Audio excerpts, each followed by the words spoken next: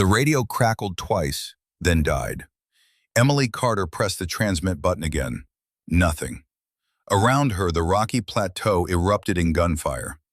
8 soldiers, pinned down by an enemy they couldn't see, in a valley that wasn't supposed to be hostile. She called for air support. She called for extraction. She called for anyone.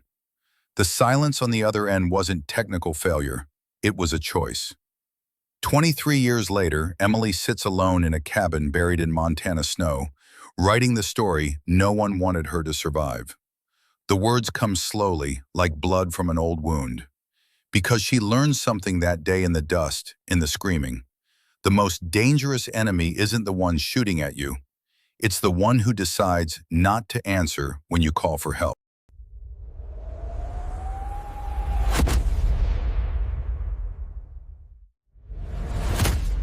The briefing room smelled like burnt coffee and stale air conditioning. Emily Carter sat in the 3rd row, notebook open, pen clicking against her teeth. Around her, Delta Company settled into the metal chairs with the practiced efficiency of soldiers who'd done this 100 times. Outside, the Arizona sun hammered down on Fort Huachuca like it had a personal vendetta. "Listen up," Major Kendrick's voice cut through the low murmur. He was 48, built like a fire hydrant, with a command presence that could silence a room by existing in it. "Operation Dust Bowl, you deploy in 72 hours. Emily stopped clicking her pen. "Primary objective, escort an intelligence asset through the Al-Harad Valley. Secondary, verify claims of weapons caches in grid sectors Echo 7 through Echo 12. Kendrick tapped the projection screen. A topographical map appeared, brown terrain, sparse vegetation, a single road cutting through like a scar. The asset is a local informant, high value, mission duration, 4 days, max. Someone in the back row whistled low. "That's the grinder, sir." "That's the valley, Corporal Hayes." Kendrick didn't look up from his notes. "Intel says it's been quiet for 6 months. Locals are cooperating. You'll have air support on standby, comms relay every 6 hours, and a quick reaction force at Outpost Tango if things go sideways." Emily wrote that down. If things go sideways. Kendrick continued. "Combat Medic Carter, you'll be running medical and serving as intelligence liaison. The asset speaks limited English. You've got language training, correct?" "Yes, sir. Basic Arabic, conversational level." "Good. Staff Sergeant Hale will be mission lead. Questions?" Silence. "Dismissed." The room emptied in a controlled shuffle. Emily gathered her notes, feeling the weight of it settle into her chest. The familiar pre-deployment pressure that sat right below the rib cage and never quite left until you were wheels up, coming home. "Carter," she turned. Thomas Hale stood near the door, waiting for the room to clear. He was 62, technically past mandatory retirement age, but the Army had a way of keeping people it found useful. Silver hair cropped military short, weathered face, eyes that had seen too many deployments to count. He'd been her instructor during advanced combat medical training 3 years ago. Now he was her mission lead. "Sir," drop the "sir" when it's just us. "We've got 4 days to build a team that doesn't get anyone killed." He walked over, gestured to the map still glowing on the screen. "You ever work Al-Harad?" "No, closest I got was Kandahar." "Different animal." Thomas studied the map like it was a chessboard mid-game. "Al-Harad's quiet because people keep their heads down. It's not peaceful. It's suppressed. Big difference." Emily nodded. "What's the real mission?" Thomas glanced at her, something almost like approval crossing his face. "The real mission is always the same. Get everyone home alive. Everything else is just paperwork." The next 72 hours blurred together in a sequence Emily had memorized through repetition. Gear check, medical supplies inventory, comms test, weapons qualification, sleep in 2-hour increments. The machinery of deployment grinding forward with bureaucratic inevitability. She sat in her barracks the night before Wheels Up, methodically packing her aid bag. Tourniquets, hemostatic gauze, IV kits, morphine auto-injectors. Each item had a specific pocket, a specific order. In combat, you couldn't afford to fumble. Her phone buzzed. A text from her sister. "Be safe. Mom's praying for you." Emily typed back. "Always am. Home in 2 weeks." Lies we tell to make people feel better, she thought. But maybe that was okay. Maybe some lies were merciful. Across the room, her bunkmate, Specialist Maria Ochoa, was cleaning her M4 for the third time. "You think this one's going to be boring?" "I think every mission is boring until it's not." "Deep." Ochoa grinned, ran a cleaning patch through the barrel. "Hale seems solid, though. Heard he's got like 40 deployments." 37. "Same thing. Guy's a legend." Emily zipped up the aid bag, set it next to her rucksack. "Legends die too." "Jesus, Carter, you're a ray of sunshine." "Just realistic." The lights clicked off at 2200 hours. Emily lay in her bunk, staring at the ceiling, listening to the familiar sounds of a barracks at night. Snoring, restless shifting, someone's phone alarm going off and being quickly silenced. Outside, a helicopter thudded past. Somewhere, another unit was rolling out. She closed her eyes and tried not to think about the valley, about dust and heat and radios that might or might not work when you needed them to. The C-130 roared through the night sky, interior lit red, packed with Delta Company and enough gear to sustain a small war. Emily sat strapped into the web seating, feeling the turbulence rattle through her bones. Across from her, Thomas Hale sat with his eyes closed, not sleeping, just conserving energy. A skill you learned after enough deployments. Corporal Hayes sat to her left, knee bouncing with nervous energy. Private First Class Chen was reading a battered paperback. Specialist Ochoa stared at nothing, headphones in, probably listening to the same Metallica album she'd been playing on repeat for 3 months. The crew chief held up 5 fingers. 5 minutes. Emily checked her rifle for the dozenth time. Loaded, safety on, sling adjusted. Her aid bag sat between her boots, secured with bungee cords. Everything in its place. The ramp lowered with a hydraulic whine. Hot desert air slammed into the cargo bay like a physical force.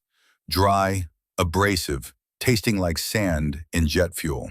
Below, the landing zone materialized out of the darkness. A flat stretch of hardpan, surrounded by low hills, lit by chem lights in a rough rectangle. 30 seconds. Emily stood, shouldered her pack, felt the weight settle, familiar and heavy. 60 pounds of gear, standard combat load. You got used to it. The C-130 touched down hard, engines screaming. The ramp hit dirt. "Go, go, go!" Delta Company moved as a unit, boots pounding down the ramp, spreading out in a defensive perimeter as the C-130's engines roared back to full power. Emily ran 20 meters, dropped to a knee, scanned her sector through her rifle's optic. Nothing but darkness and rocks. The C-130 lifted off, banked hard, and disappeared into the night. Silence rushed in to fill the space it left behind. Thomas's voice came through her headset, calm and measured. "Comms check. Sound off." One by one, the squad confirmed. 8 voices. 8 soldiers. "Good copy, all stations. We move in 2 minutes. Stay sharp." Emily adjusted her aid bag strap, tasting copper and adrenaline. The mission clock started now. They moved through the night in a staggered column, night vision turning the world into shades of green.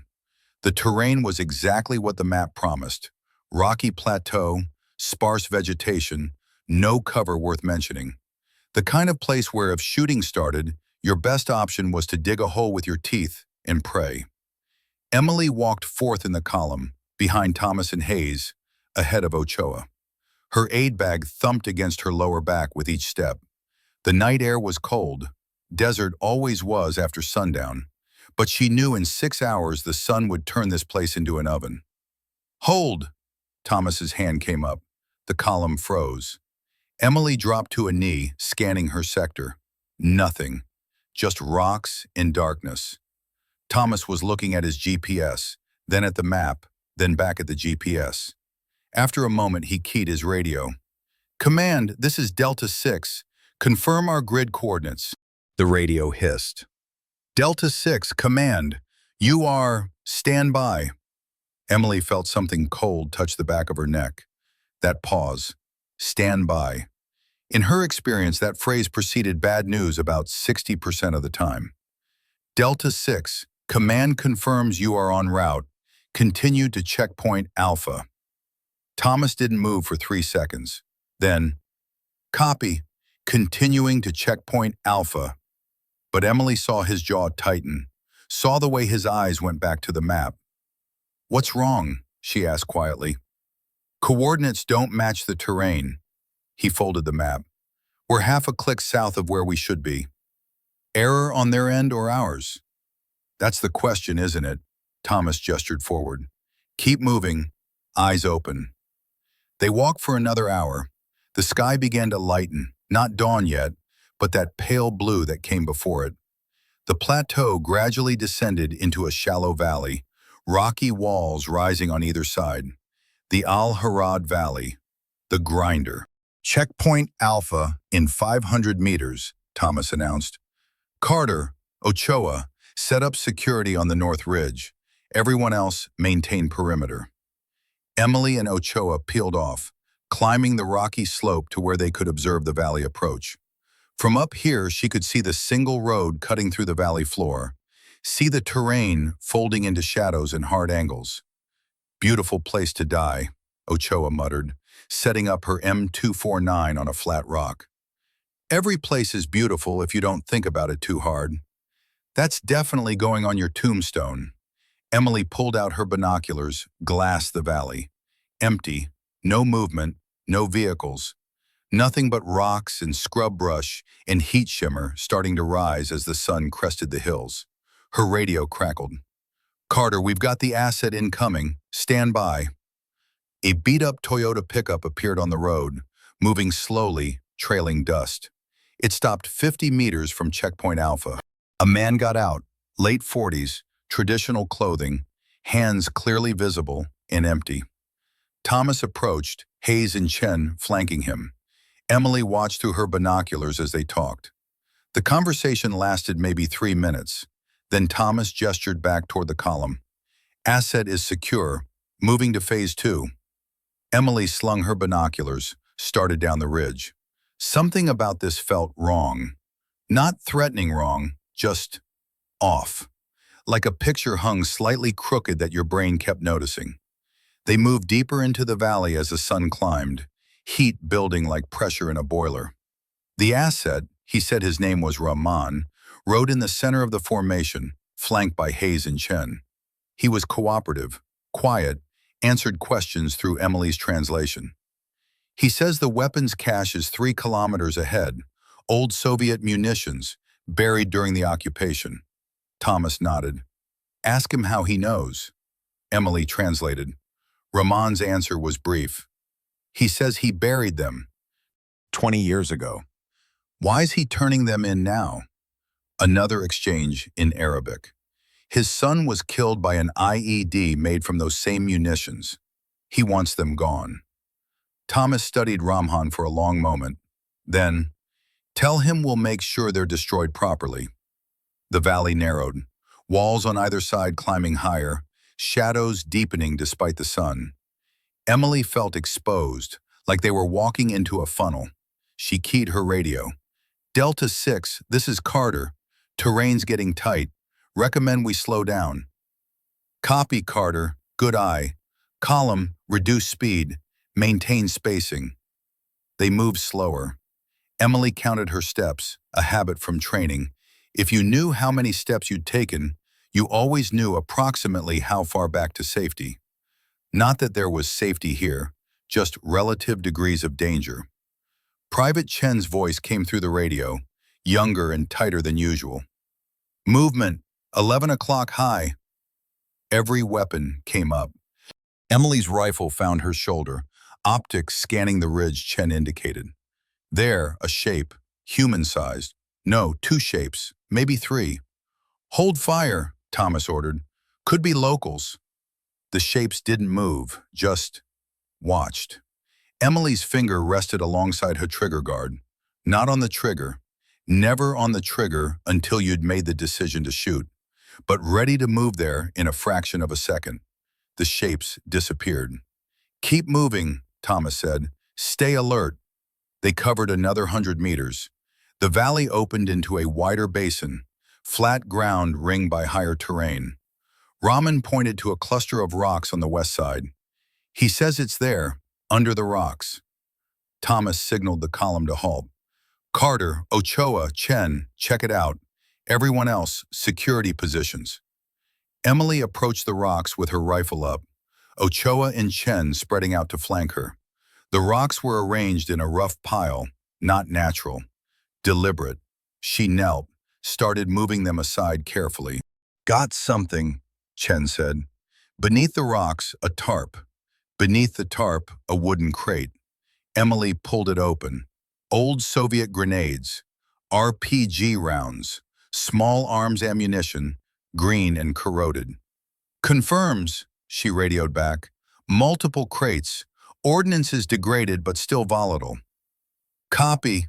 Mark it for demo, will..." The gunfire started before Thomas finished the sentence. The first rounds cracked past Emily's head, close enough to feel the pressure wave. She hit the dirt behind the rock pile, heard Ochoa's M249 open up in response, heard Chen yelling something that got lost in the noise. Muzzle flashes lit up the ridgeline, north, east, south, not west.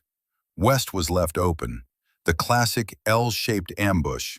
Channel the enemy into the kill zone, then collapse the trap.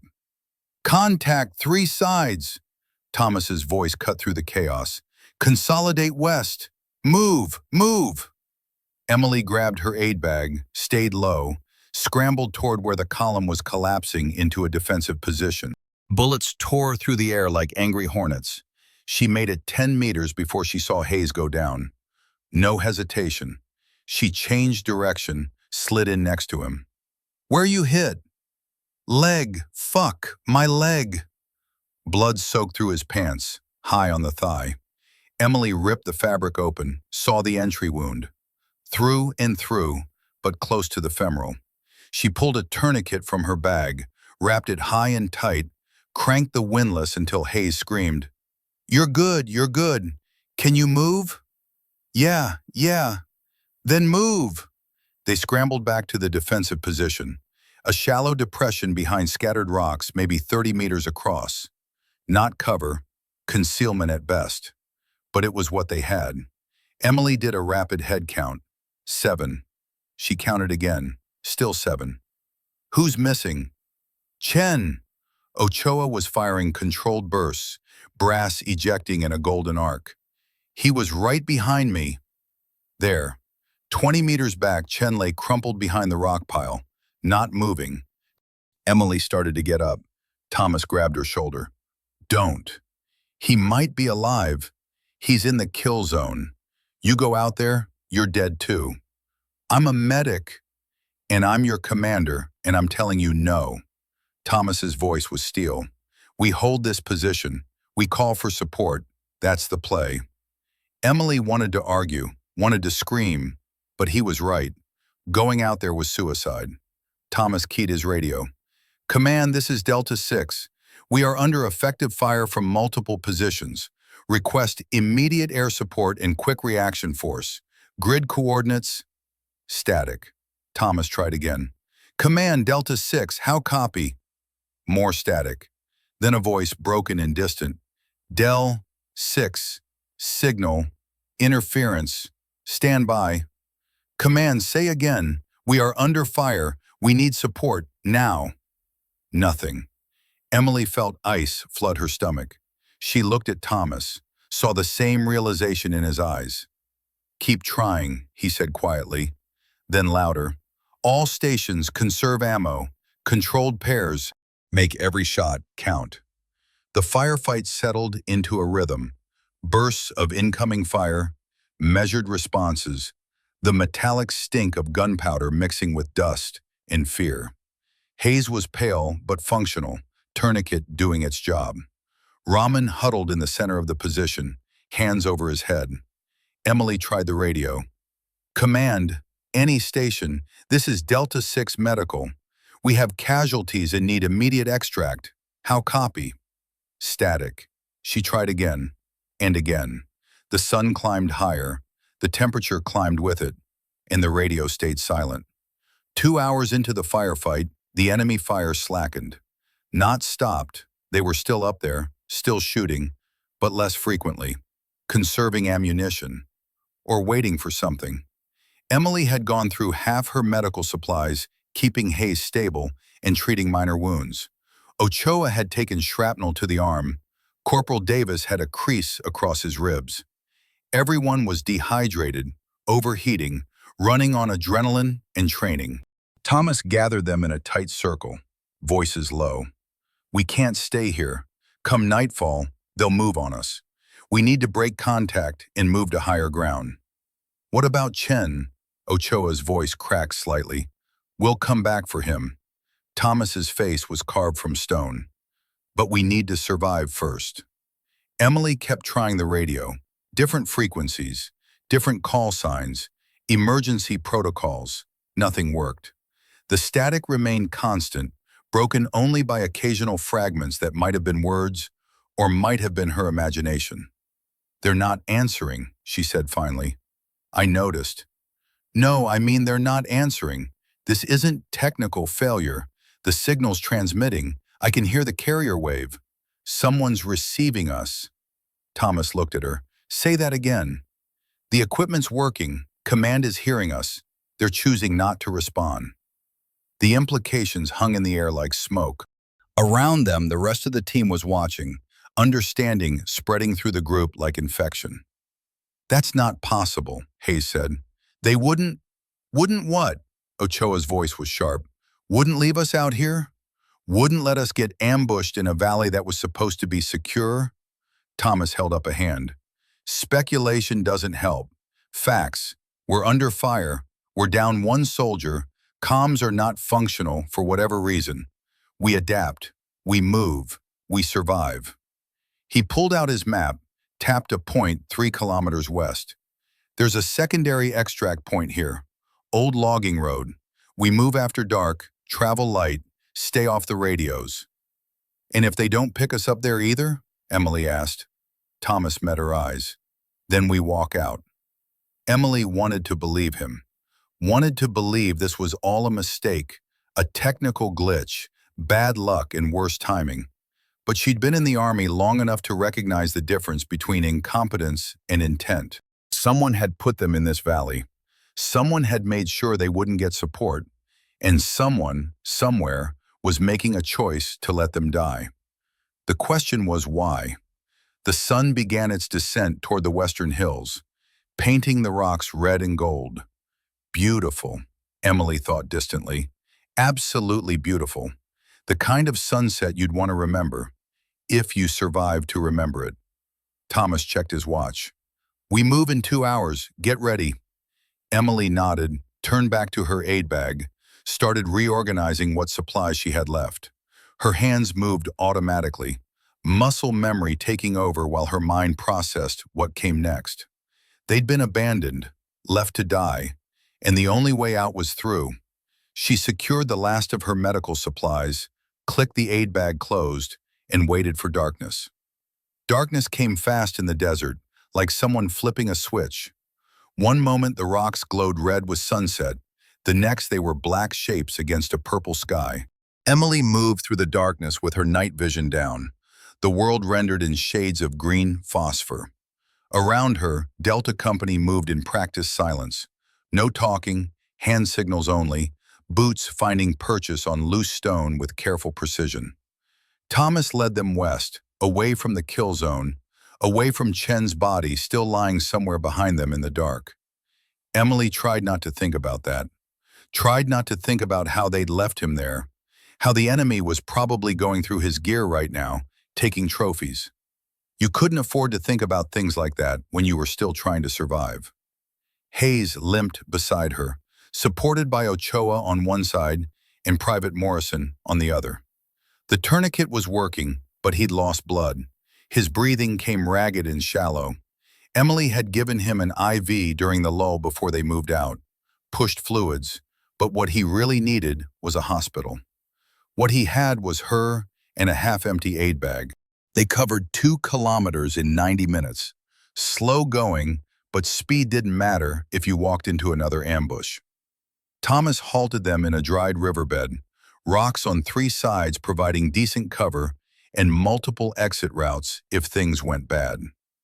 "Security positions," he whispered. "Carter, check Hayes. Everyone else, hydrate and rest. We move again in 30. Emily knelt beside Hayes, pulled out her penlight, checked his pupils. Reactive but sluggish. She unwrapped the bandage below the tourniquet, checked for bleeding. The wound had clotted, but the tissue around it was angry red and beginning to swell. "How you feeling?" "Like I got shot." Hayes tried to smile, failed. "That bad?" "You'll live if we get you to a hospital in the next 12 hours. After that, infection becomes a problem." "Great, something to look forward to." Emily redressed the wound, gave him 2 ibuprofen from her rapidly depleting supply. "Try to sleep if you can." "Yeah, sure, sleep. In a riverbed. In enemy territory, while people are trying to kill me." But he closed his eyes anyway. Emily moved to where Thomas sat, studying his map with a red-filtered flashlight. His face in the dim glow looked older than 62, carved with shadows and exhaustion. "How's Hayes?"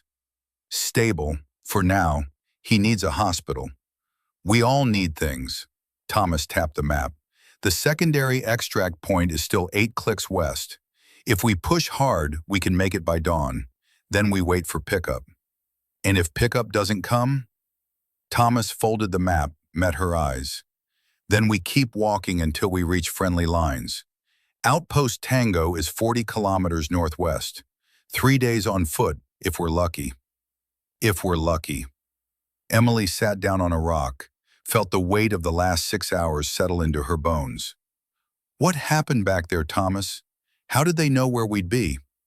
"Been asking myself the same question. Rahman, he set us up. Maybe, or maybe someone set him up, used him to put us exactly where they wanted us." Thomas was quiet for a moment. "You know what bothers me most? The timing. That ambush was coordinated, professional. They knew our route, our speed, where we'd stop. That takes planning." Emily felt cold despite the residual heat radiating from the rocks. "Someone gave them our mission brief." "I didn't say that." "You didn't have to." They sat in silence. Around them, the rest of the team rested in various states of awareness, not sleeping, just conserving energy. Ochoa cleaned her weapon. Morrison scanned the ridgeline through his rifle scope. Corporal Davis kept trying the radio on different frequencies, hoping for a miracle that Emily knew wouldn't come. After a while, Thomas spoke again, quieter. 20 years I've been doing this. 20 years of deployments, missions, operations. I've seen good people die because of bad luck, bad intel, bad decisions. But I've never seen this. I've never seen command just go silent." "What are you saying?" "I'm saying someone wants us dead. Not the enemy out there in the dark. Someone on our side. And until we figure out who and why, we trust no one except the people in this riverbed right now." Emily wanted to argue, wanted to say he was wrong, paranoid, reading too much into a technical failure. But the radio worked. She'd verified it herself. The signal was transmitting. Someone was receiving. They just weren't answering. 30 minutes is up, Thomas said, standing with the creak of joints and old injuries. "Time to move." They climbed out of the riverbed and continued west. Dawn broke gray and cold, the sun hidden behind a deck of low clouds that turned the desert into something from a black and white photograph. Emily walked point with Thomas, the rest of the column strung out behind them in single file. Hayes was fading. She could see it in the way he moved, the way his weight kept shifting onto Morrison and Ochoa. Infection was setting in despite the antibiotics she'd given him. His body was losing the fight. Contact rear! The burst of gunfire came from behind them. Emily spun, saw muzzle flashes 200 meters back on the ridgeline they'd crossed an hour ago. The enemy had found their trail. Run! Thomas shouted. Not tactical, not controlled, just run. They ran. Emily grabbed Hayes's other arm, practically dragging him between herself and Ochoa. His feet stumbled over rocks, his breathing wet and labored. Behind them, more gunfire. Something cracked past Emily's head. Morrison returned fire, then turned and kept running. There! Davis pointed ahead to where the terrain dropped into a narrow canyon, walls of red stone rising on either side. We can bottleneck them! They tumbled into the canyon in a controlled fall, boots sliding on loose scree, rifles banging against rocks. Thomas immediately started positioning people. Davis, Ochoa, rear security 50 meters back. Morrison, Carter, forward security. Hayes, stay center.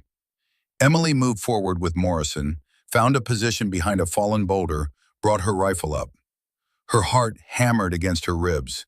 Sweat stung her eyes. She blinked it away, forced her breathing to slow, made herself focus.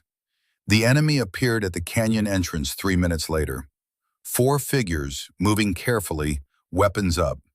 Morrison fired first, controlled pairs, center mass. 1 figure dropped. The others scattered, returned fire, bullets sparking off stone. Behind them, Ochoa's M249 opened up in short bursts, covering the rear approach.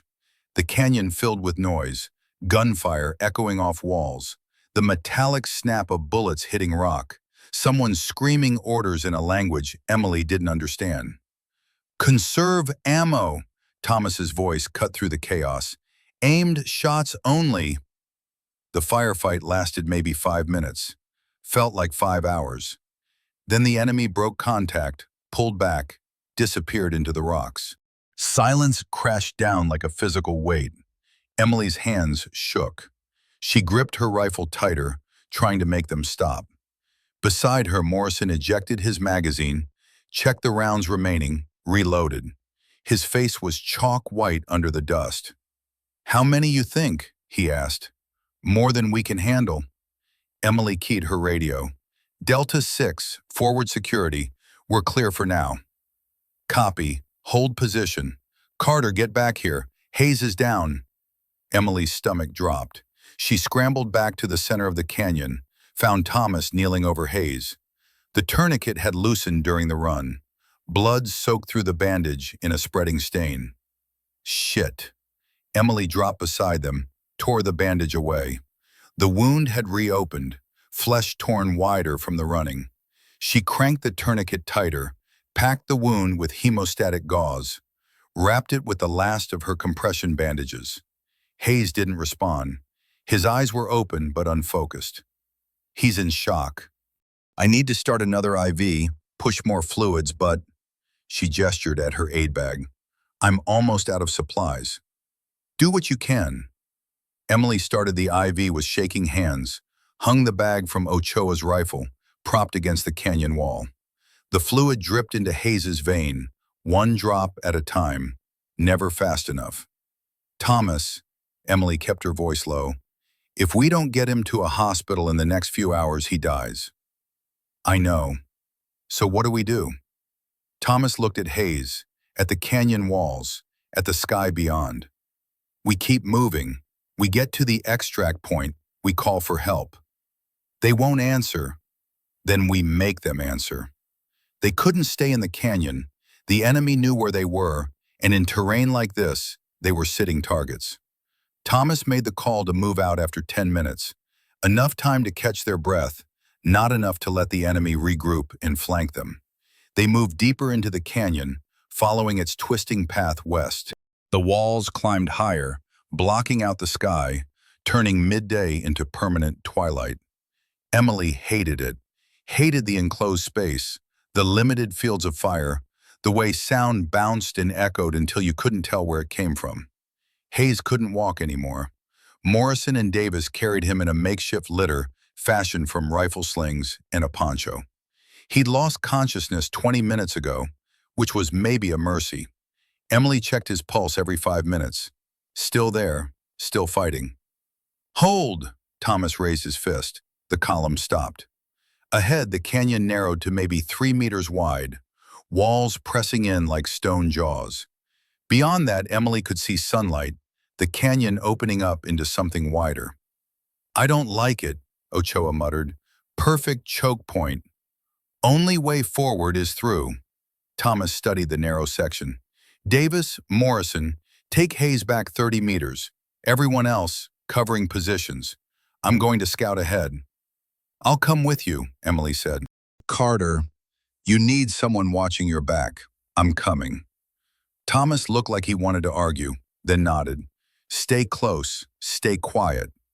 They moved forward together, rifles up, every sense straining. The canyon walls pressed close enough that Emily could reach out and touch both sides. Her boots crunched on loose gravel no matter how carefully she stepped. Above, the strip of sky was a thin blue line. They reached the narrow section. Thomas held up, listened. Emily listened too. Nothing, just wind and the distant cry of a bird. Thomas moved through the gap. Emily followed. The canyon opened into a small basin ringed by high walls, maybe 50 meters across, flat ground, nowhere to hide.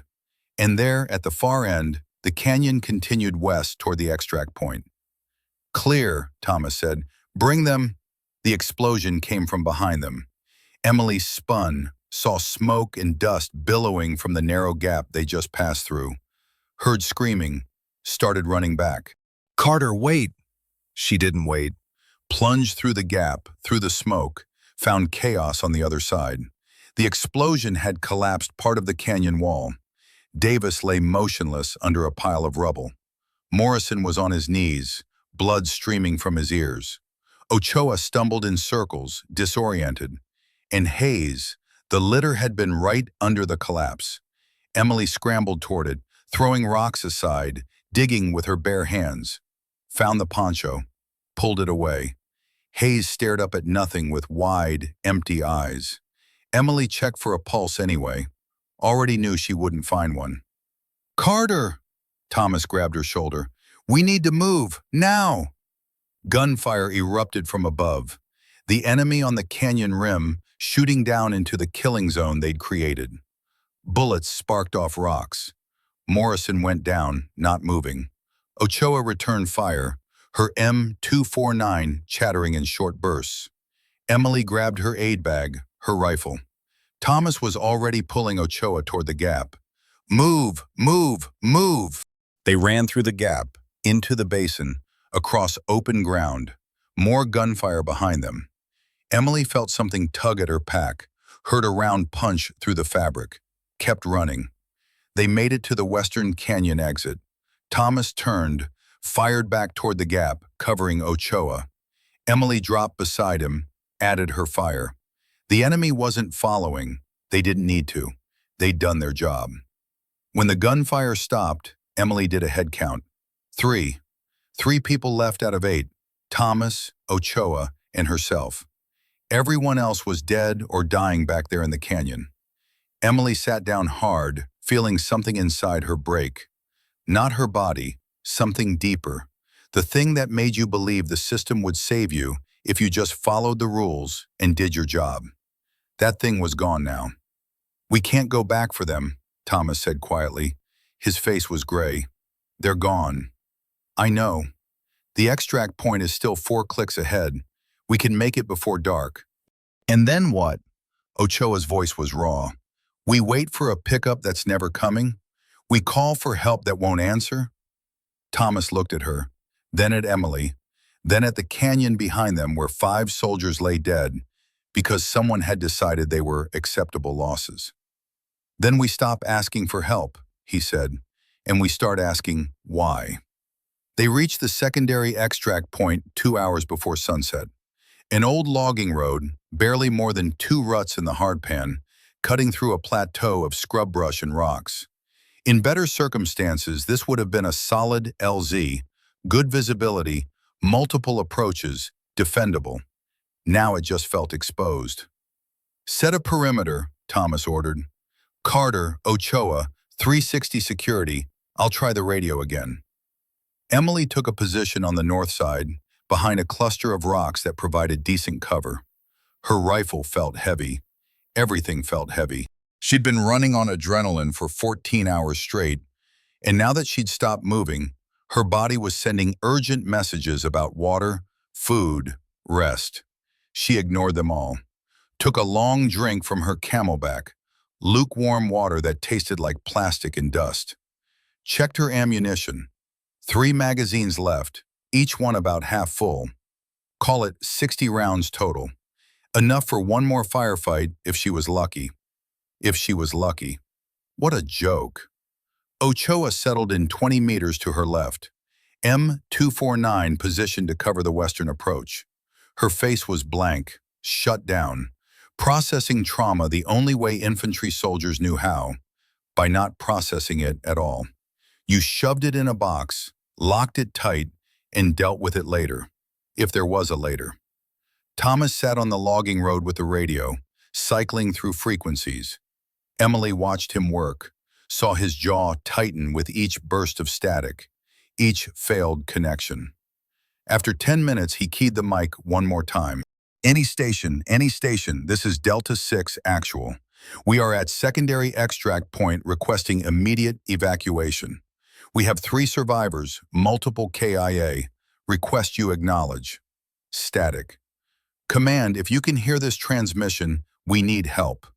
Grid coordinates Echo 749er 23. Acknowledge. Static. Thomas set the radio down, sat for a moment, staring at nothing. Then he picked up his rifle, walked over to Emily's position, sat down on a rock beside her.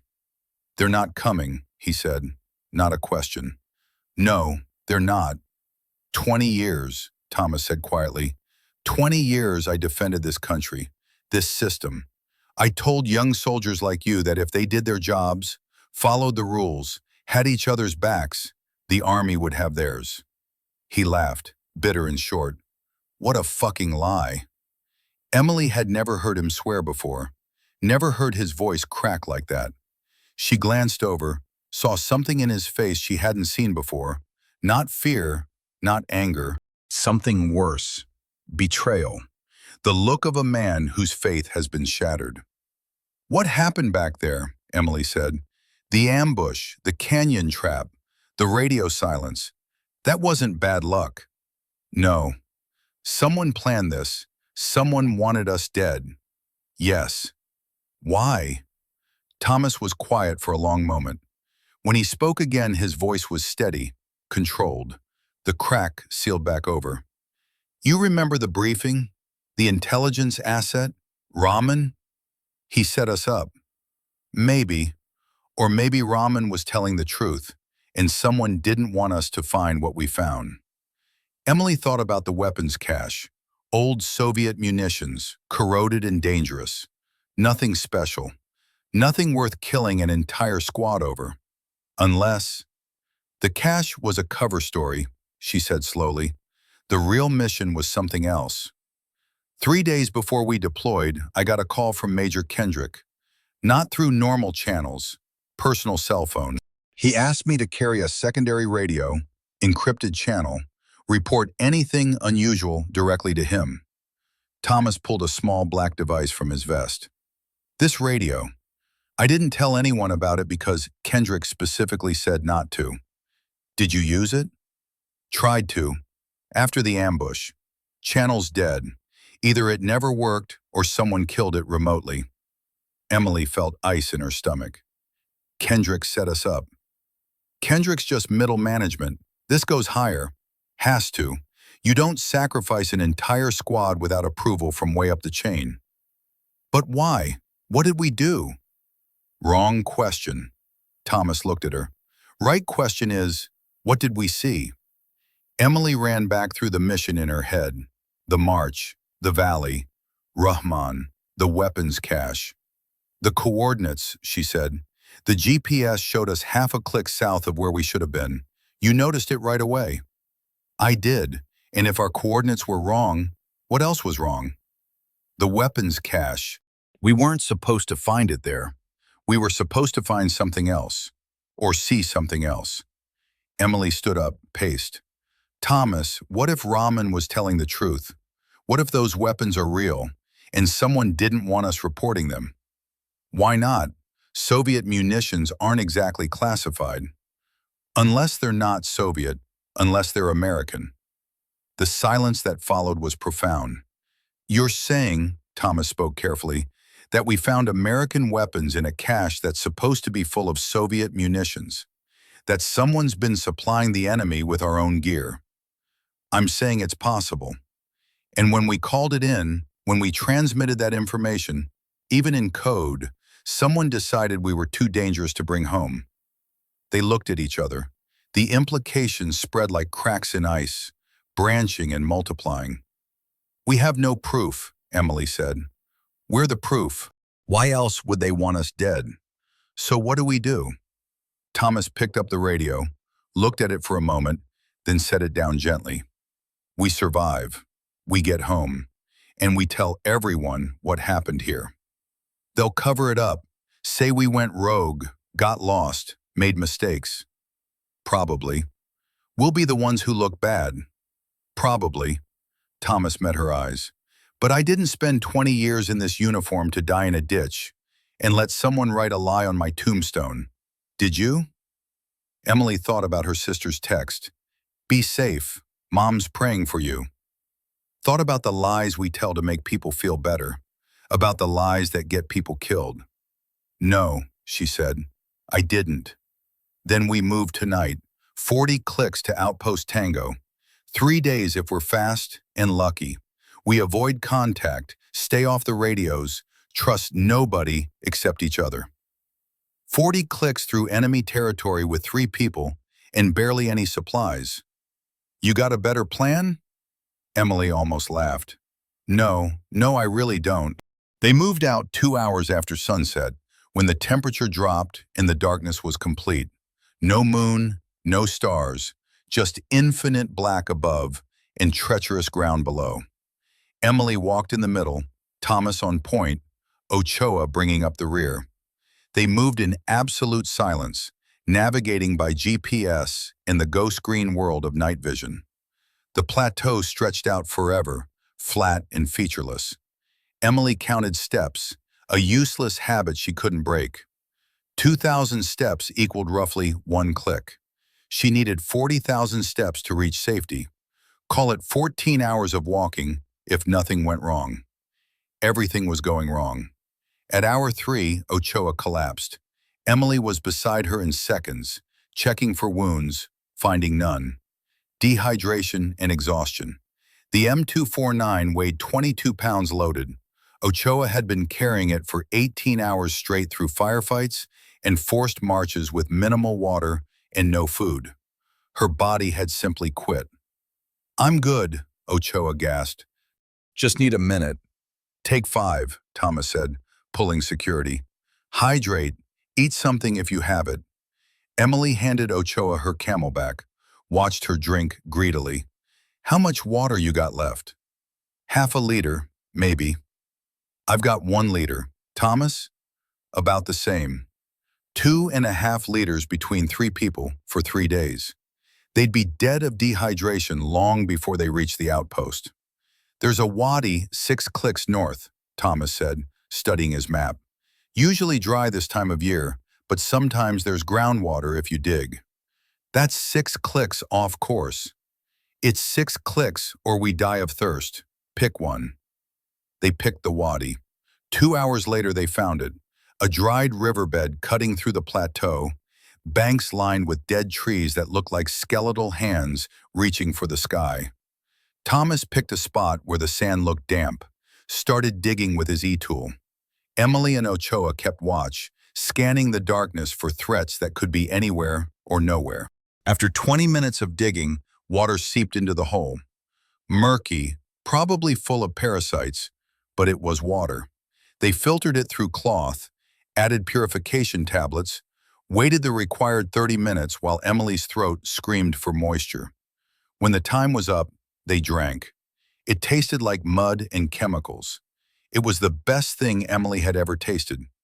They filled every container they had, then kept moving. Dawn caught them in the open, still 15 clicks from Outpost Tango.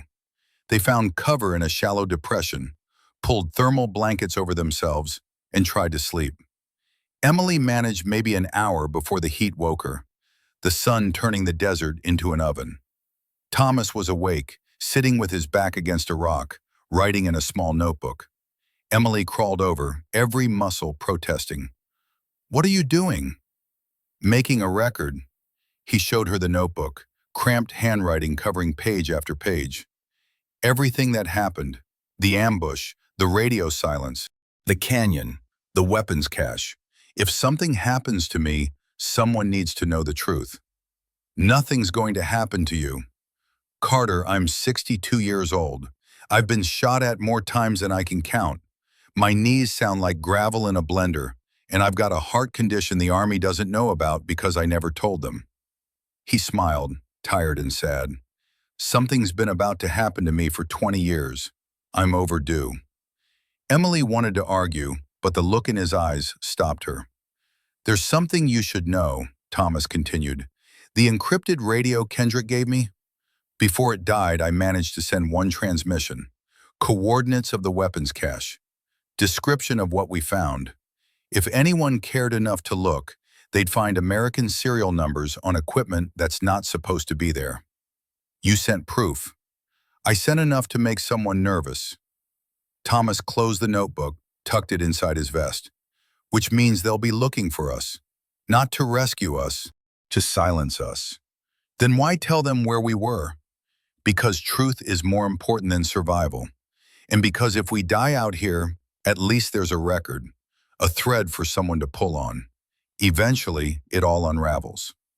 Emily thought about that, about truth and survival and which one mattered more, about her sister and her mother and everyone back home who thought she was off fighting the good fight, defending freedom, doing something that mattered. "I joined the Army because I wanted to help people," she said quietly. "Combat medic, save lives, make a difference." "Did you?" "I thought so, right up until our own command decided we were expendable." She pulled her knees up, wrapped her arms around them. "How do you do this, Thomas? How do you keep believing in something when it keeps betraying you? You don't believe in the system. You believe in the people beside you, in the mission that matters, not the one you're ordered to do." He gestured at the desert around them. "Right now, the mission is getting you home alive. That's what I believe in. What about you? I'm an old man who's already seen too much. You're young. You've got your whole life ahead of you. That math is simple." "Thomas, get some sleep, Carter. We move again at dusk." He turned away, ending the conversation. Emily lay back down, pulled the thermal blanket over her head, and tried not to think about what he'd really been saying. Tried not to think about sacrifice and the mathematics of survival. Tried not to think about the notebook in his vest and what would happen if someone came looking for it. She failed at all three. They made it another 10 clicks before the helicopter found them. Emily heard it first, the distant thud of rotors coming from the east. Wrong direction. Nothing should be coming from the east except the enemy and the people who'd left them to die. "Get down," Thomas hissed. They scattered, finding what cover they could in the sparse terrain. Emily pressed herself into a shallow wash, pulled dust and rocks over her legs, tried to become part of the landscape. The helicopter grew louder, closer. Then it was overhead, a Black Hawk, American markings, searchlight cutting through the darkness. It didn't look like a rescue bird. The spotlight swept across the terrain, methodical and slow. Emily held her breath, didn't move, watched the light pass 5 meters to her left. The helicopter circled once, twice, then moved away to the north. They waited 20 minutes before moving. When they finally regrouped, Ochoa was shaking. "That was ours," she said. "That was our bird." "Wasn't looking for us to rescue us," Thomas said grimly. "They're hunting us." "Then we're fucked. We can't outrun a helicopter." "We don't have to outrun it. We just have to make it to Tango before they find us again." They pushed harder, faster, sacrificing stealth for speed. Emily's legs burned. Her feet were blistered inside her boots. Every step, agony. Beside her, Ochoa limped badly, favoring her left ankle. Thomas moved like a machine, steady and relentless, but Emily could see the cost in his face. 5 clicks from Outpost Tango, they hit the checkpoint. Not enemy, American soldiers, full combat gear, blocking the road with a Humvee and a .50 caliber machine gun. Emily's heart leaped. Salvation, finally, friendly forces. "Get down!" Thomas yanked her behind a rock. "What are you doing? That's a kill box. Look at their positions." Emily looked, saw it. The Humvee angled to provide cover for the soldiers, not the road. The .50 caliber pointed south, toward them. No identification markings, no communication attempts, just a checkpoint that would let people through from the north, but would shoot anything coming from the south. "They're not here to rescue stragglers," Thomas said. "They're here to make sure no one from the valley gets out alive. We're 3 soldiers. They can see we're friendly. Can they? Or do they see 3 witnesses who need to disappear?" Emily wanted to believe he was wrong, wanted to stand up, walk down there, explain everything, and let the system work the way it was supposed to. But the radio had worked, and no one had answered. And sometimes the system was the enemy. "Outpost Tango is on the other side of that checkpoint," Ochoa said. "We need to get past them." "We go around," Thomas decided. "East, then circle back." That's another 8 clicks minimum, in daylight, with a helicopter searching. "You have a better idea?" Nobody did. They moved east, giving the checkpoint a wide berth, staying low and slow. The sun climbed higher. The temperature climbed with it. Emily's last bottle of water was nearly empty. Her vision swam with heat and exhaustion. They were 3 clicks east of the checkpoint when the helicopter found them again. This time it didn't circle. It came in fast and low, spotlight pinning them like insects. A voice boomed from a speaker. "On the ground! Get on the ground, now!" "Run!" Thomas shouted. They ran. The helicopter paced them, staying overhead. Emily heard shouting, saw ropes drop from the side door. Fast rope insertion. They were sending people down. "Split up!" Thomas stopped, turned. "Ochoa, go north. Carter, go east. I'll draw them off." "No!" Emily grabbed his arm. "We stick together." "We stick together. We all die. Split up. One of us might make it." Thomas shook her off, pressed the notebook into her hands. "Take this. Get to Tango. Tell them everything." "Thomas, that's an order, Combat Medic Carter." His voice cracked like a whip. "Now move." Ochoa grabbed Emily's other arm, pulled her away. Emily stumbled, turned back, saw Thomas running south, firing his rifle at the helicopter, drawing its attention. The spotlight swung to follow him. "Come on!" Ochoa dragged her into motion. They ran east. Behind them, gunfire. Lots of gunfire. Emily wanted to turn around, wanted to go back, wanted to... The explosion lit up the night sky. Emily spun, saw the fireball where Thomas had been, saw pieces of the helicopter falling, spiraling down, saw nothing, just fire and smoke and the end of everything. "He's gone," Ochoa said, voice flat. "We have to keep moving." Emily looked at the notebook in her hands, felt its weight, felt the weight of everything Thomas had said, everything he'd sacrificed. Truth is more important than survival, but survival is how you tell the truth. "Come on," she said, voice steady despite the screaming inside her head. "Outpost Tango is 5 clicks northeast. We can make it." They ran into the night, carrying the truth with them, carrying the weight of the dead. Emily and Ochoa reached the perimeter of Outpost Tango 30 minutes before dawn, collapsing behind a rocky outcrop 200 meters from the main gate. The outpost sat on high ground, concrete barriers and sandbags surrounding prefab structures, guard towers on each corner. Lights blazed, generators hummed. It looked like civilization, It looked like a trap. "We just walk up there?" Ochoa asked, breathing hard. "Tell them what happened?" "I don't know."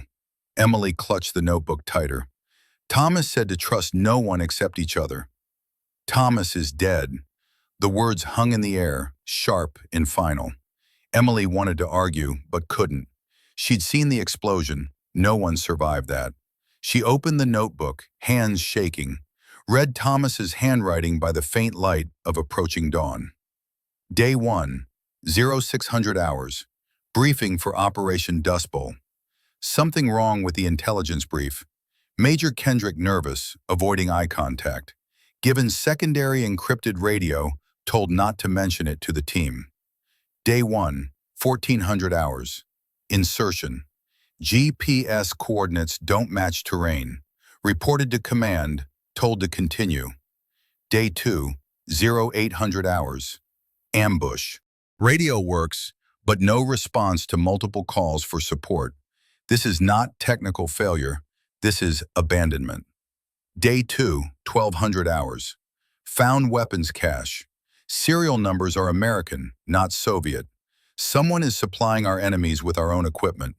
Reported via encrypted channel to Kendrick. Channel went dead immediately after.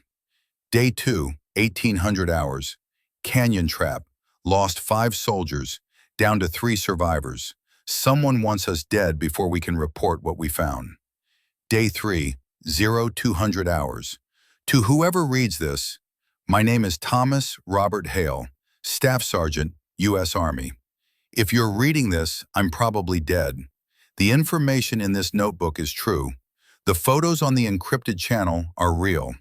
Someone in our chain of command is facilitating weapons transfers to enemy forces and eliminating witnesses. Don't let my soldiers die for nothing. Make them answer. Emily turned the page, found photographs clipped inside, printed from the encrypted radio before it died. The weapons cache. American M4 rifles with visible serial numbers.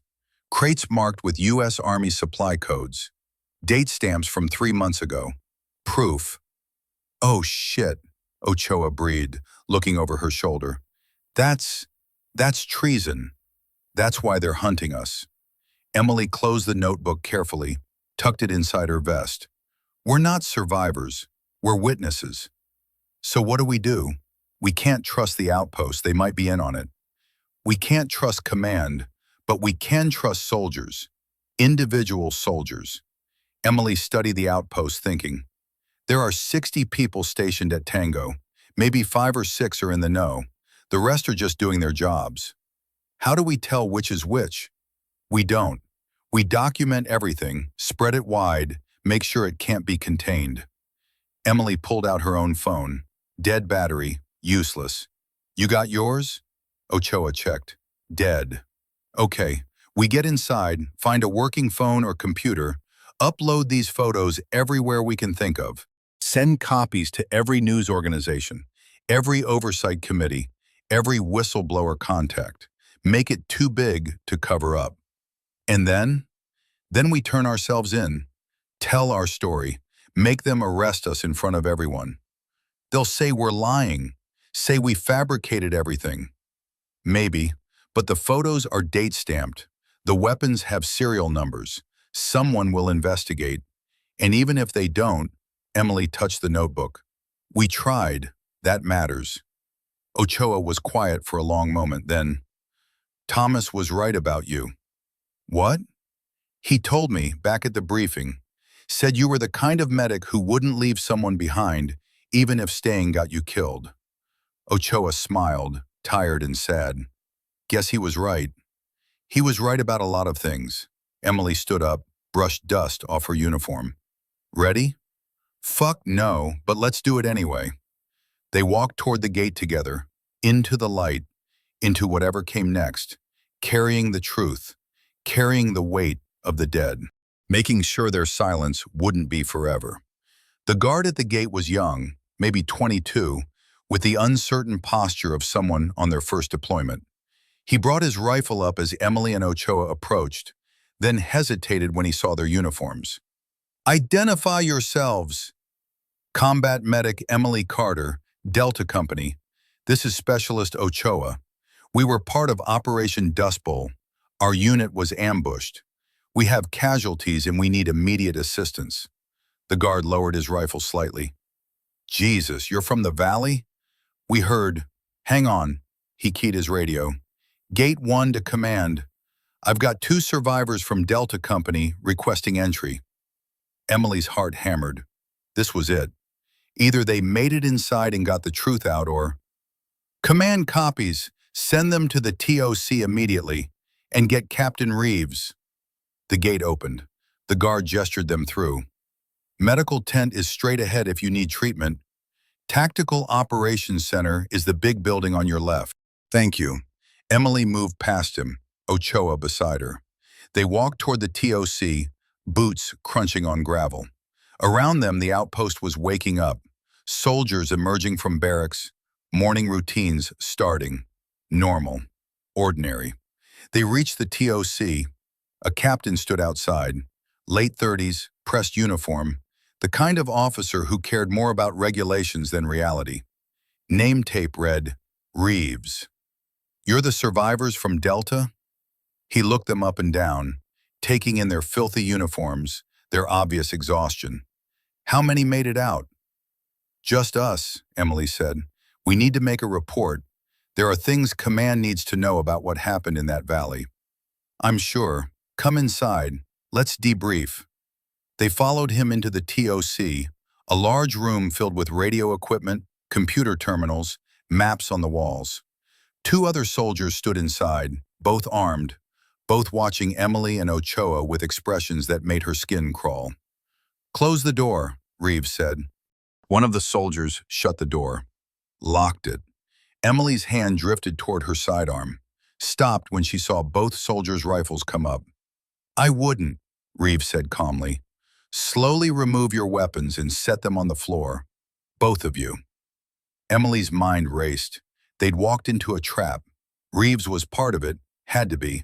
But maybe... We have evidence, she said, not moving. Proof of what's happening in the valley. Photos, documentation. If something happens to us, it goes public. Evidence of what, exactly? Reeves asked, too casual. Weapons transfers.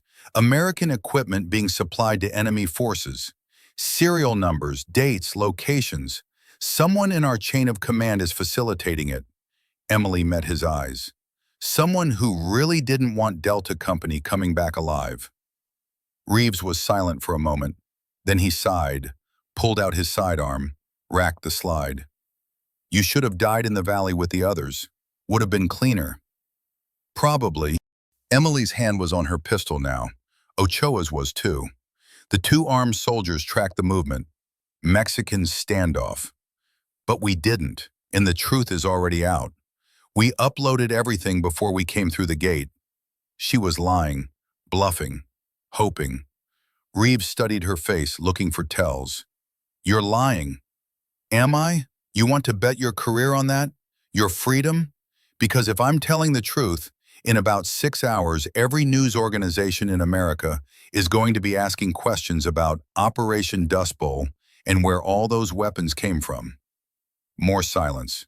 Emily could feel Ochoa's tension beside her, coiled and ready to move.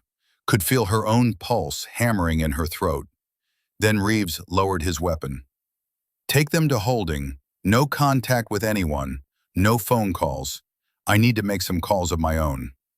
The soldiers moved in, took their weapons, pulled their hands behind their backs. Zip ties cut into Emily's wrists.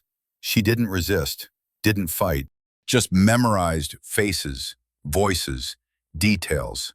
They were dragged out of the TOC, across the compound, into a small concrete building with no windows, thrown into a room with a steel door and a drain in the floor. The door slammed shut. Lock clicked. Darkness. Ochoa's voice came out of the black. Nice bluff. Thanks. Didn't work, though. No. They sat in the dark, hands bound, trapped in a room designed for exactly this purpose. Emily thought about Thomas, about Hayes and Chen and Morrison and Davis, about everyone who died in the valley while command watched and did nothing. We're not getting out of here, Ochoa said quietly. No, we're not. Was it worth it? The truth? Emily thought about that. About the notebook pressed against her chest, the photos tucked inside. About the words Thomas had written. Don't let my soldiers die for nothing. Yeah, she said, it was worth it. The door opened. Light flooded in, blinding after the darkness. Reeves stood silhouetted in the doorway. Time to go, he said. Both of you. There's a helicopter waiting. Where are you taking us? Somewhere you can't cause any more problems. They were hauled to their feet, dragged outside. Dawn had broken fully now, the compound bathed in harsh morning light. A Black Hawk sat on the helipad, rotor spinning. Not marked for medevac, no red crosses, just another transport that would fly somewhere remote and return empty. Emily locked eyes with Ochoa, saw the same understanding there. This was the end. They were going to disappear. Another casualty report, another training accident, nothing to see here. They were pushed toward the helicopter. The explosion came from the TOC. Everyone turned. Smoke and fire billowed from the building they just left. Alarms started screaming. Soldiers ran toward it. In the chaos, the hands holding Emily loosened. Just for a second, she moved. Drove her elbow back into the soldier's stomach, felt him double over. Ripped her hands free of the zip ties. She'd been working on them since the holding room, pulling and twisting until the plastic cut deep, but loosened. Grabbed his rifle as he fell. Ochoa was already moving, same technique, same result. 2 soldiers down, more coming. Run! Emily sprinted toward the gate, Ochoa beside her. Gunfire erupted behind them. Bullets cracked past. Emily didn't look back, just ran, lungs burning, legs screaming. They hit the gate.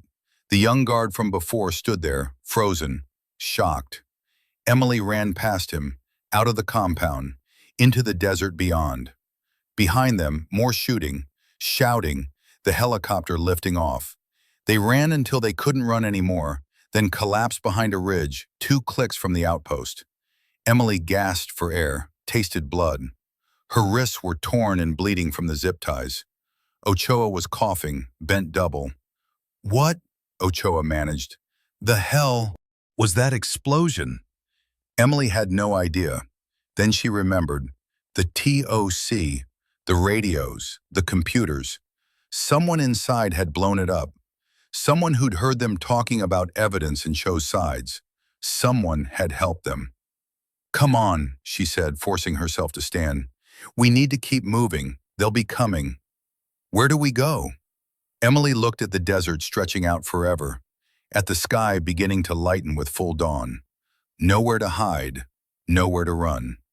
But she had the notebook, had the photos, had the truth. We go public, she said. Find the nearest town, find a phone, tell everyone. They'll find us. Probably. We'll be arrested, court-martialed, maybe worse. Probably. Ochoa laughed, exhausted and slightly hysterical. You're a real optimist, Carter. I'm a realist. And realistically, we're dead either way. Might as well make it count. They started walking, 2 soldiers against the desert and everyone hunting them, carrying a notebook and the hope that somewhere, someone would care about the truth. They walked toward the dawn, toward whatever came next, with nothing left to lose except silence. And silence was the one thing they refused to give. They walked for 3 days through terrain that wanted them dead. Emily and Ochoa moved only at night, hiding during the day in whatever shelter they could find. Dried riverbeds, rocky overhangs, the shadow of dead trees. They had no food. Water came from seeps in the ground, filtered through cloth and hope. The desert was a living thing that tested them with heat and cold, with distances that never seemed to shrink, with a constant awareness that somewhere behind them, people were hunting. The helicopter searched twice on the first day. They heard it before they saw it, buried themselves in sand, and stayed motionless until the rotors faded. On the second day, they saw a convoy on a distant road. American vehicles, moving slow and methodical, searching. They gave it a wide berth, added another 5 clicks to their route. On the third night, they found the town. It wasn't much. A gas station, a diner, maybe 20 houses scattered along a state highway that cut through the desert like a promise of civilization. A sign read, "Welcome to Marston, population 287. They approached cautiously, 2 filthy soldiers emerging from the darkness like ghosts. The gas station was closed. The diner had one light on. Emily pushed open the door, heard a bell chime. Inside, an old man sat behind the counter reading a newspaper. He looked up, saw them, and his eyes went wide. "Jesus Christ, you two okay?" Emily tried to speak, found her throat too dry. Ochoa answered instead, voice cracked and raw. "We need help. We need a phone." The old man, name tag said Frank, came around the counter. "You're soldiers. What happened to you?" "Training accident," Emily lied. The truth was too complicated for right now. "We got separated from our unit. We need to contact our command." Frank studied them, clearly not believing the lie, but deciding not to push. "Phone's behind the counter. You want some water? Food?" "Yes, please." Frank brought them both water in plastic cups.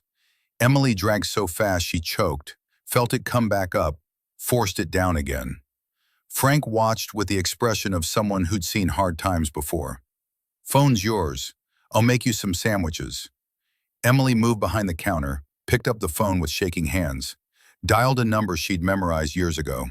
The phone rang 3 times. "Hello?" Her sister's voice, confused and sleepy. It was 3 in the morning. "Sarah, it's me." Silence. Then, "Emily? Oh my God, where are you? Are you okay? The Army called us 2 days ago, said there was an incident, said you were missing." "I'm alive. I'm okay."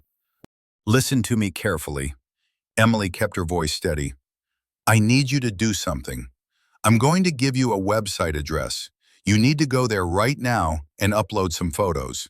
Can you do that?" "What? Emily? What's going on?" "I don't have time to explain. Please, just trust me." Another pause. Then, "Okay, give me the address." Emily recited the URL for a secure whistleblower site, one that journalists use for sensitive information. "You'll need to create an account, use a fake name, upload the photos I'm about to send you, add a note that says, 'Operation Dust Bowl, U.S. weapons supplied to enemy forces, serial numbers and dates included, multiple witnesses eliminated to maintain cover-up.' Can you do that?" "Emily, this sounds dangerous, I know. That's why I need you to do it from somewhere public, a library, a coffee shop, somewhere with public Wi-Fi. Don't use your home computer. Don't tell anyone except Mom, and tell her not to worry." "Not to worry? You just asked me to upload classified information about a military cover-up." "It's not classified.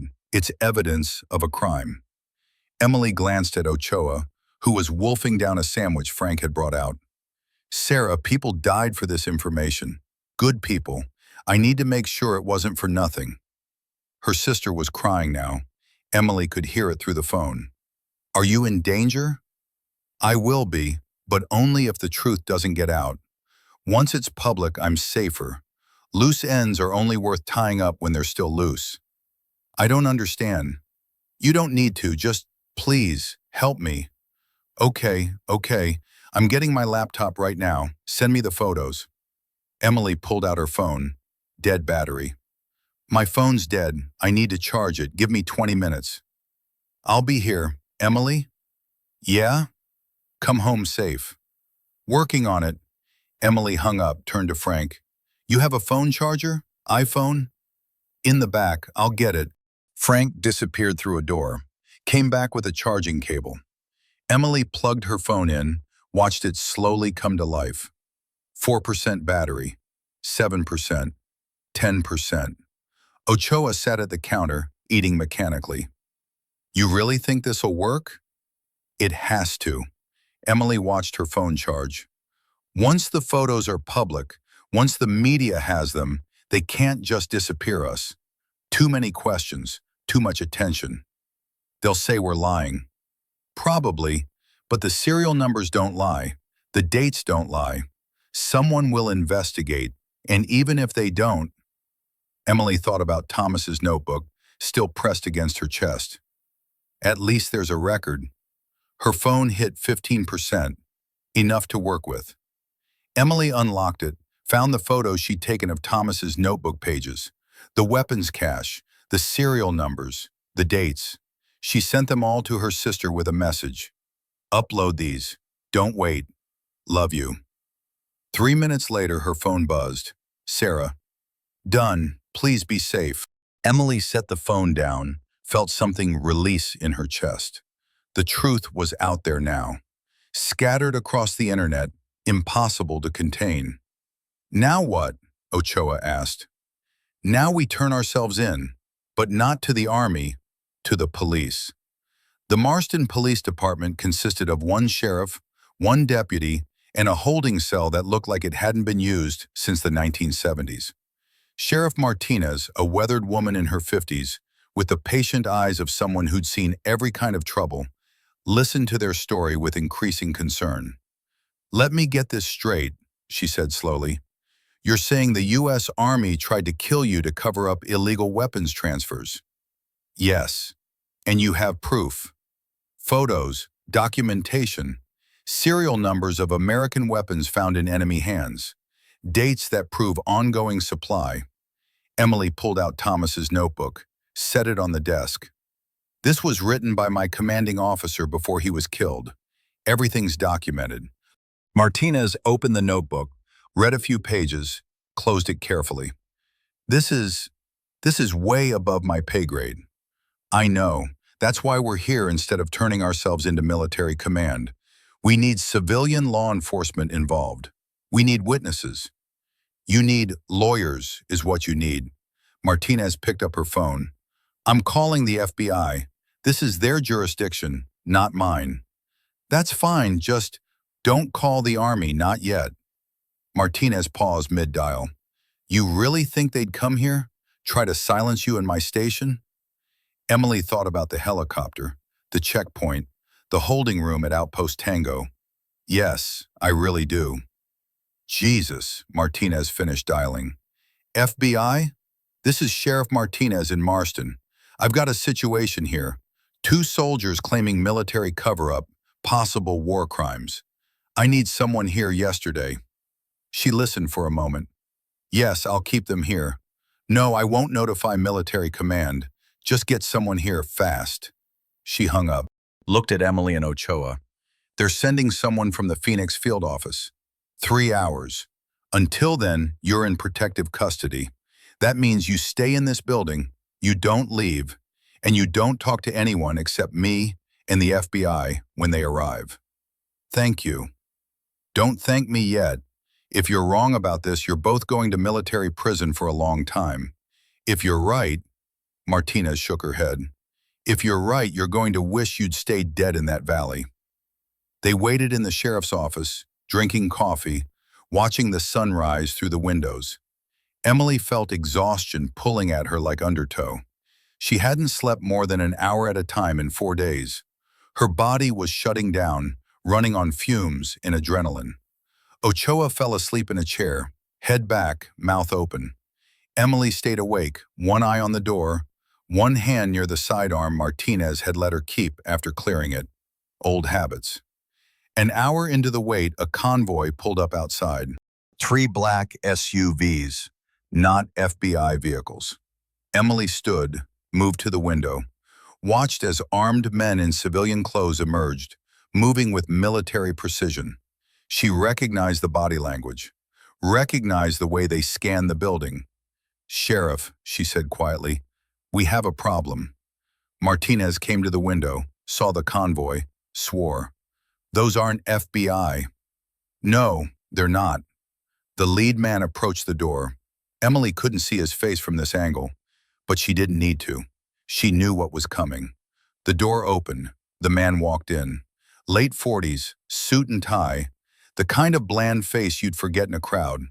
He smiled at Martinez. Sheriff Martinez? I'm Agent Morrison with the Defense Intelligence Agency. I'm here to collect 2 AWOL soldiers. Agent Morrison, I've already called the FBI. They're en route. I'm sure they are, but this is a military matter, not a civilian one. The soldiers in question are wanted for desertion and destruction of government property. He pulled out a folder, handed it to Martinez. Warrants signed by a military judge. All very legal. Martinez scanned the documents, her jaw tight. Emily could see her mind working, trying to find a way out that didn't exist. Sheriff, Emily said. Don't. Martinez looked at her. I don't have a choice. These warrants are valid. They're fabricated, part of the cover-up. Maybe, but I'm a county sheriff. I can't ignore federal warrants because you think they're fake. Martinez set the documents down. I'm sorry. Morrison smiled again. We'll take custody now. Thank you for your cooperation, Sheriff. His men moved in, grabbed Emily and Ochoa. Emily didn't resist, didn't fight, just memorized faces, voices, the way Morrison's smile never reached his eyes.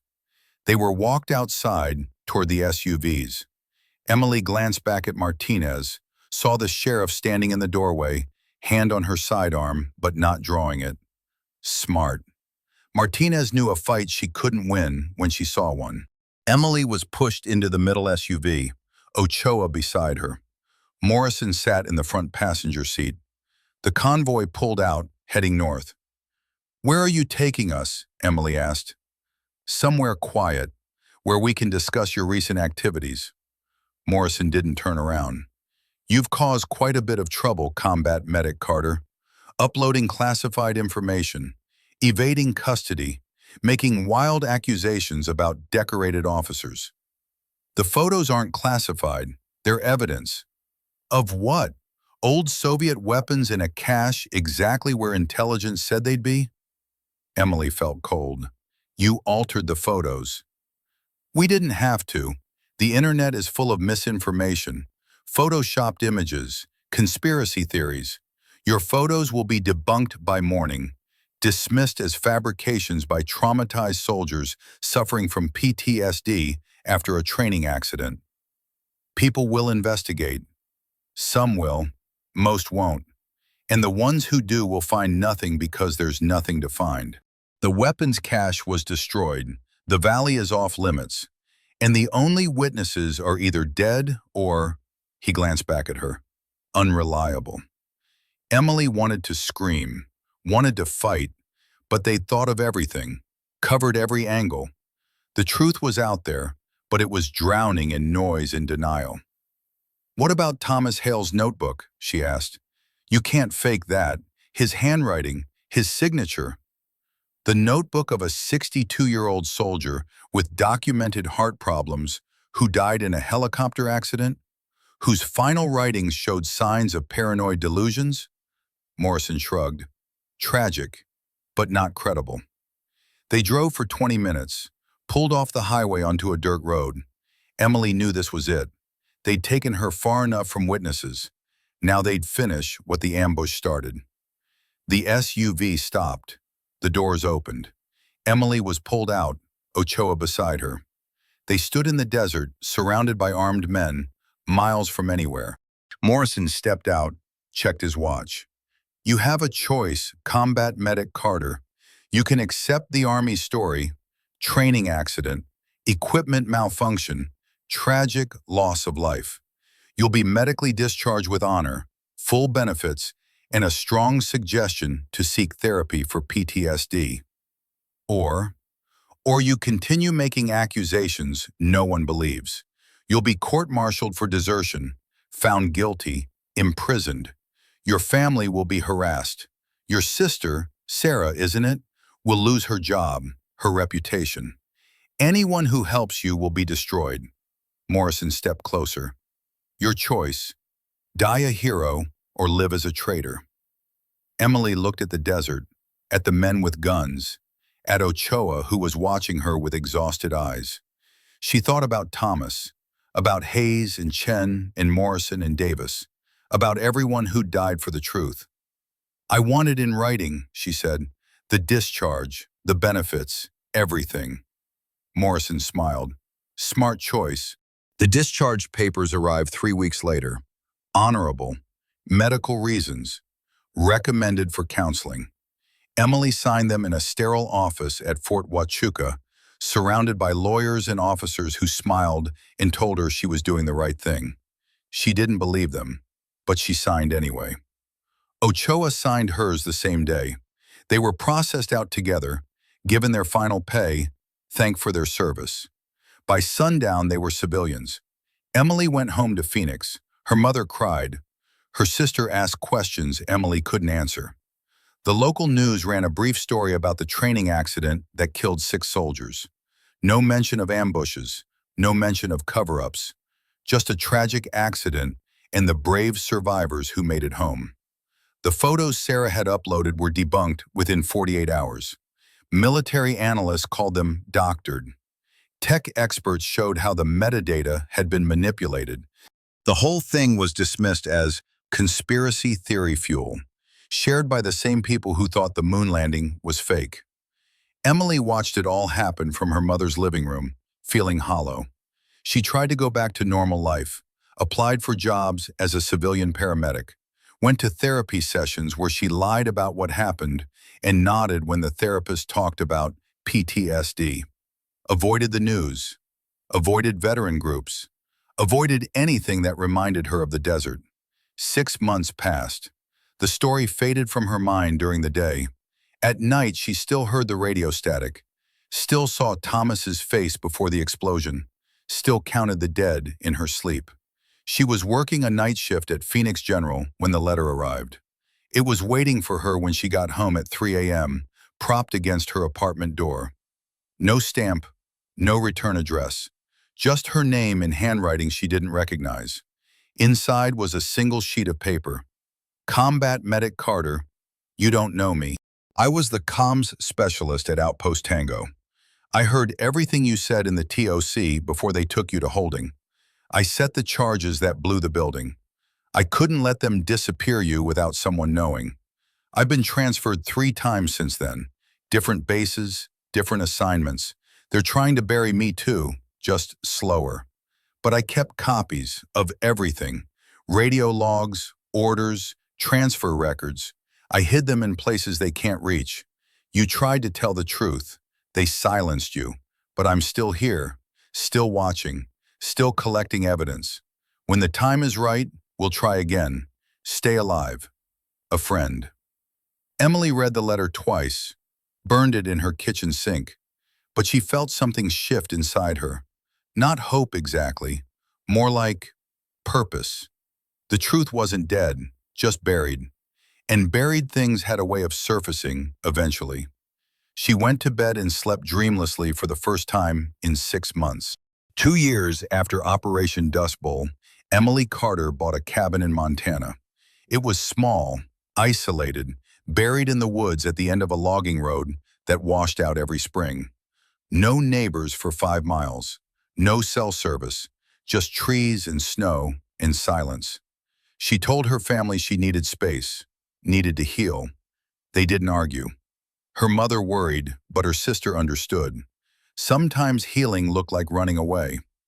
Emily spent the first month just existing, chopping wood, fixing the cabin's roof, walking through the forest with no destination, letting the silence soak into her bones and replace the noise. The second month, she started writing, not for publication, not for anyone, just to get it out of her head and onto paper where she could see it, examine it, maybe understand it. She wrote about the briefing, the insertion, the march through the valley, the ambush. She wrote about Hayes dying in her arms and Chen left behind in the kill zone. She wrote about the canyon and the helicopter and Thomas's final words. She wrote about the truth and the cost of telling it. The pages piled up. Emily filled notebook after notebook with cramped handwriting, working by the light of a kerosene lamp when the generator quit. She wrote through the winter, through blizzards that buried the cabin in snow, through nights so cold her breath froze on the window. She wrote until she'd exorcised every ghost. Spring came. The snow melted. Emily read what she'd written. 300 pages of raw testimony. It wasn't polished, wasn't literary, but it was true. She put it in a box and tried to forget about it, but the box sat on her shelf like an accusation, like unfinished business, like something that needed to be completed. In the summer, Ochoa visited. Emily hadn't seen her in 18 months. They'd stayed in touch through occasional texts, but had drifted apart the way combat veterans often do. Too many shared memories that hurt to revisit. Ochoa looked different, healthier. She'd gone back to school, was working on a nursing degree, but Emily saw the shadows still there, same as her own. They sat on the cabin's porch, drinking beer, watching the sun set over the mountains. "You heard about Morrison?" Ochoa asked. Emily shook her head. "Promoted, full-bird colonel now, running logistics for the entire theater." Emily felt sick. "Of course he is." "Yeah, meanwhile we're here." Ochoa gestured at the forest. "Hiding." "I'm not hiding, I'm healing." "Same thing sometimes." Ochoa finished her beer. "You ever think about telling the story? The real story?" "Every day." "So why don't you?" Emily was quiet for a long time.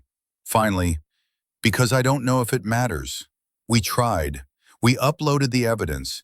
We told anyone who'd listen, and nothing changed. Nothing happened. The truth didn't set anyone free. It just got people killed." Thomas would say the truth matters whether it changes anything or not. "Thomas is dead." "Yeah, and he died making sure someone could tell what really happened." Ochoa looked at her. "You wrote it down, didn't you? The whole thing?" Emily didn't answer. "I can see it in your face. You wrote it. So what are you going to do with it?" "Nothing. What's the point?" "The point is that 5 people died for this. The point is that somewhere, someone is still covering it up, still getting away with it.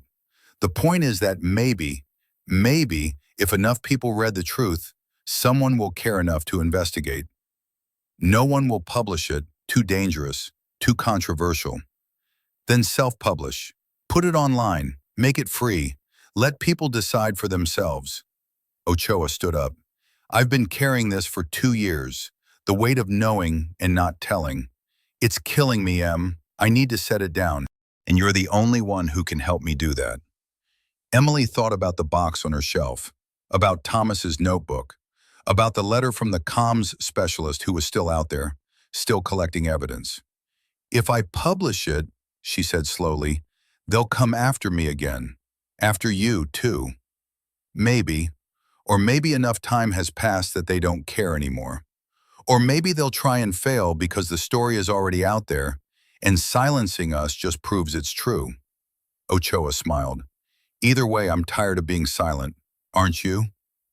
Emily looked at the mountains, at the forest, at the isolation she'd built around herself like armor. "Yeah," she said, "I'm tired." Emily published the book under a pseudonym, T. Hale. She uploaded it to every free publishing platform she could find. Amazon, Smashwords, Archive of Our Own. Made it available as a PDF download. No copyright, no restrictions. Just the truth, free for anyone who wanted it. She didn't expect anyone to read it. The first week, she got maybe 50 downloads. The second week, 100. By the third week, someone had posted it to Reddit, then Twitter, then military forums. By the end of the month, 10,000 people had read it. Reviews started appearing. "If even half of this is true, we need a congressional investigation immediately. Reads like fiction, but feels like truth. The details are too specific to be made up.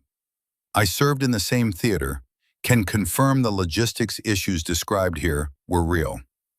Not everyone believed it. Plenty of reviews called it conspiracy theory garbage, claimed it was anti-military propaganda written by someone who'd never served. But enough people believed. Enough people cared. A journalist from ProPublica reached out, then one from The Intercept. They wanted to verify details, cross-reference sources, investigate the claims. Emily met with them in a diner in Billings, Montana, brought copies of Thomas's notebook, showed them the photos before they'd been debunked, gave them names, dates, locations. "This is going to take time to verify," the ProPublica journalist said. "Months, maybe years. Military records are hard to get. People don't talk." "I know, but you'll try?" "We'll try." They tried. 6 months later, ProPublica published the first article. Operation Dust Bowl: Unanswered Questions About a Training Accident That Killed 6 Soldiers. It didn't prove conspiracy, didn't confirm weapons transfers, but it raised enough questions that other outlets picked it up. The story grew. Congressional staffers started asking for documents. Veterans advocacy groups demanded an investigation. The Army responded with the same story: tragic accident, equipment failure, no evidence of wrongdoing. But the questions didn't stop. 18 months after the book's publication, Emily received a subpoena. The House Armed Services Committee wanted her to testify. Closed session, classified setting, immunity granted for any statements made. Emily flew to Washington with Ochoa. They sat in a secure room in the Capitol, facing a panel of congresspeople who looked at them with varying degrees of skepticism and concern. Emily told the story again. All of it: the ambush, the radio silence, the weapons cache, the cover-up. She submitted Thomas's notebook as evidence, the photos, everything. The committee members asked questions, some supportive, some hostile, most just confused. "Ms. Carter," one representative said, "if what you're saying is true, it represents a massive failure of command and a potential criminal conspiracy. Why should we believe you when the official record says otherwise?" Emily thought about that, about truth and proof, and the difference between the two. "You shouldn't believe me," she said finally. "You should investigate, pull the radio logs from that day, interview the personnel at Outpost Tango, check the serial numbers on weapons recovered in that region. Do your jobs." "Are you calling us?" "I'm calling for accountability. My commanding officer died trying to expose this. 5 other soldiers died because someone decided the truth was too dangerous. I'm not asking you to take my word for it. I'm asking you to care enough to find out for yourselves." The room was quiet. Then the committee chair, a former Marine, leaned forward. "We'll investigate. I can't promise what we'll find, but we'll look. That's all I'm asking." The investigation took 11 months. Emily went back to Montana, back to her cabin, back to her life. She worked as a wilderness EMT, teaching first aid to hikers and hunters. She tried not to check the news every day, mostly failed. Ochoa graduated with her nursing degree, got a job at a VA hospital. They talked every week, neither one saying what they were both thinking. What if nothing comes of this? What if we went through all of this for nothing? Then in late October, a letter arrived. Department of Defense letterhead, official seal. Emily's hands shook as she opened it. "Dear Ms. Carter, the House Armed Services Committee has concluded its investigation into the events of Operation Dust Bowl. While we cannot discuss all findings in an unclassified setting, we can confirm the following. 1. Radio logs from the operational period in question show irregularities consistent with your testimony. 2. Personnel transfers at Outpost Tango immediately following the incident suggest potential witness suppression. 3. Weapons serial numbers recovered in the region during subsequent operations include matches to U.S. military inventory reported as destroyed or lost. The committee has referred its findings to the Department of Justice for potential criminal investigation. Additionally, the Army has been directed to review all personnel actions related to Operation Dust Bowl and to posthumously restore the honor of those who died in service. Your courage in coming forward has been noted. While we cannot undo what happened, we can ensure it is properly remembered. Staff Sergeant Thomas Hale will be posthumously awarded the Distinguished Service Cross for valor under fire and commitment to truth. A ceremony will be held at Arlington National Cemetery on November 11th. You are invited to attend." Emily read the letter 3 times. Then she called Ochoa. "They did it," she said when Ochoa answered. "They actually did it." "Did what?" "They investigated. They found evidence. Thomas is getting the DSC." Ochoa was silent for a long moment. Then quietly, "He'd say it was about damn time." Emily laughed, felt tears on her face. "Yeah, he would." November 11th was cold and clear, the kind of day that made the monuments look sharp-edged and eternal. Emily stood at Arlington National Cemetery in her dress uniform, borrowed from Ochoa, who'd kept hers. Around them, rows of white headstones stretched to the horizon. Thousands of soldiers who'd served and died. Thousands of stories. The ceremony was small. Military officials, a few reporters, Thomas's sister, who Emily had never met, standing with quiet dignity. And in the front row, the comms specialist from Outpost Tango, no longer anonymous, no longer hiding. His name was Daniel Torres. He'd testified before the committee, handed over every document he'd saved, ended his own career to make sure the truth survived. The Army chaplain spoke about duty and honor and sacrifice. The general who'd ordered the investigation gave a speech about the importance of accountability. Then Emily was invited to say a few words. She stood at the podium, looking at the small crowd, at Thomas's sister, at the flag-draped memorial stone. "Thomas Hale was my commanding officer," she said. "But more than that, he was a teacher. He taught me that truth matters more than convenience, that some things are worth dying for, that silence is a choice, and sometimes the bravest thing you can do is refuse to stay silent." She paused, gathering herself. "Thomas died making sure someone could tell the story. Others died because someone wanted the story buried. For 2 years, I thought they'd won. I thought the truth didn't matter because no one would listen. I was wrong. The truth always matters. Sometimes it takes time. Sometimes it takes sacrifice. But it matters. And as long as someone is willing to tell it, it survives."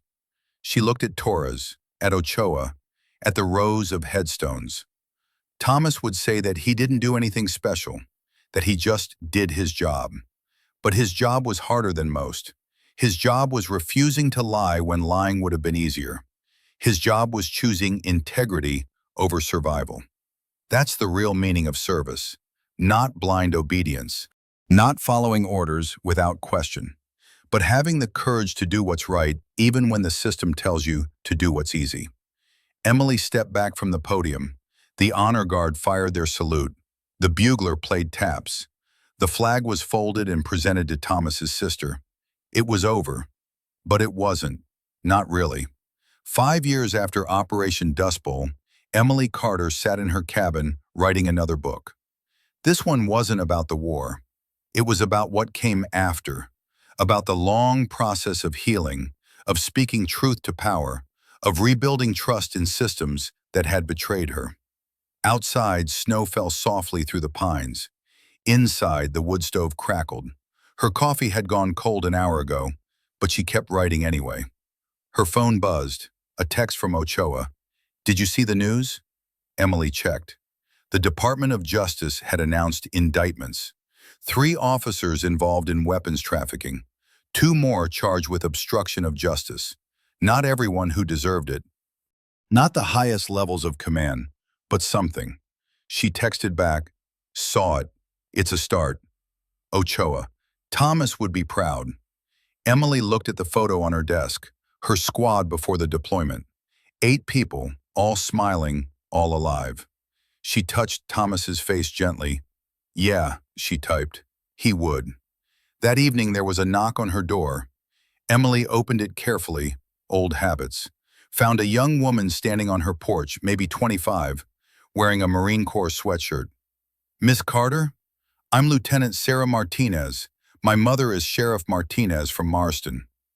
Emily remembered, the sheriff who'd tried to help, who'd been outmaneuvered but hadn't forgotten. "Your mother okay?" "She's fine. She wanted me to give you this." Sarah handed her an envelope. "She said you'd understand." Inside was a newspaper clipping, an obituary for Major Richard Kendrick, dead of a heart attack at 53. Natural causes, the article said. Attached was a handwritten note. Some justice is delivered by courts, some by karma. Either way, he won't hurt anyone else. Sheriff M. Emily folded the clipping carefully, looked at the young Marine. You served because of what happened that day? Because of what your mother told you? Partly. Also because I figure the system needs people who actually believe in accountability.